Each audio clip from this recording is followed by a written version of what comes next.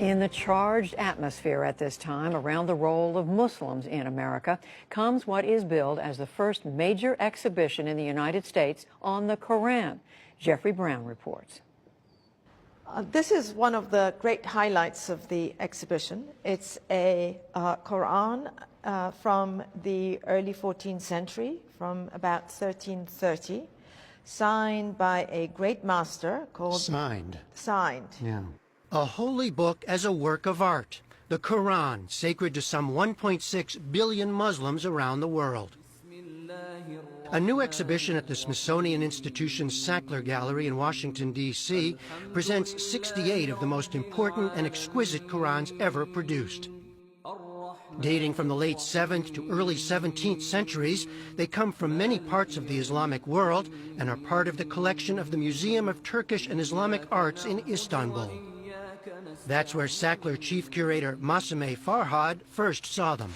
I realized that these were true works of art, that every single one of them was astounding in its sort of mastery of the calligraphy, of the styles, and also of the scale of the works. And that is something that, to me, was very important and motivated me in trying to organize this exhibition, because I thought it really shifted my perception of what these works are, and I'm hoping that it will also shift the perception of the visitors who come to the museum to see the exhibition. For Muslims, the Quran is a divine text, a series of revelations transmitted from the angel Gabriel to the prophet Muhammad between 610 and 632. It includes references to earlier figures including Abraham, Moses, and Jesus. The term itself means recitation. The Quran stems from an oral tradition, but the text was written down and codified in a fixed form not long after the death of Muhammad. Maria Daycake teaches Islamic religious thought and history at George Mason University. One of the things that's rather striking about the Quran when people read it for the first time is that it often takes a form of direct address. So it will say sometimes, "O you who believe." Sometimes it'll address all human beings, "O humankind." It is a series of moral exhortations, exhortations to virtue. It includes many stories of prophets before the time of Muhammad. It's an attempt to grab the listener or grab the reader, to wake them up, to make them think about their life, about the world around them. It's a lot of passages with rhetorical sentences, right? Did you not consider this? Didn't you think about this? How did you get here? This is looking good as well. The exhibition includes furniture, stands to hold manuscripts, and chests to store them. Many of these Qurans were originally commissioned and donated or collected by rulers. Early manuscripts on parchment feature plain ink and simple designs. Later artists and calligraphers developed ever more elaborate and ornate script, illumination, and geometric patterns, in light of Islam's prescription against figurative images, to make each manuscript a singular work. It's how they sort of use their individuality is really quite remarkable, and the greater master, the better they can sort of manipulate the style without breaking the rules, because you could not break the rules of a particular style of calligraphy, but you could sort of stretch them and sort of introduce your own sort of touch to a particular style or a particular type of writing.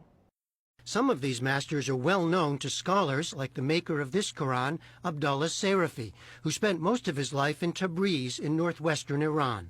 What is remarkable about Abdullah Sarafi is the fact that he was able to write in more than one style of calligraphy, because usually most calligraphers specialized in one style and one particular size alone.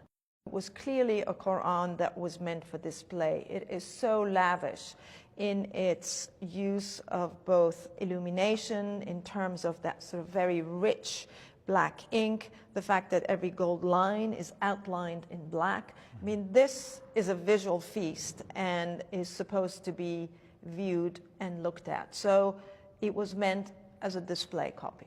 How long would it take to do something like this? Many years. Years for each one? For each one.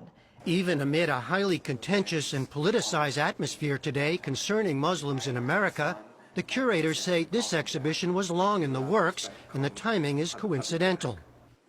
For her part, Maria Daycake hopes it will shine a different kind of spotlight on Islam and the Quran. You will hear sometimes Islamophobic comments about Islam, and they'll say, well, you know, why would I want to know anything about this text? I see what kinds of things it produces, right? It produces people who behave in these violent ways or something like that. But when you come here, you see the larger reality of what it's produced, right? It produced beauty. It produced scientific inquiry. It inspired literary endeavors. But in a time of Islamophobia, I think what's so valuable about this collection is to see the kind of artistic elements, the beauty that the Quran really brought. The art of the Quran is on exhibition through February. From the Sackler Gallery in Washington, D.C., I'm Jeffrey Brown for the PBS NewsHour.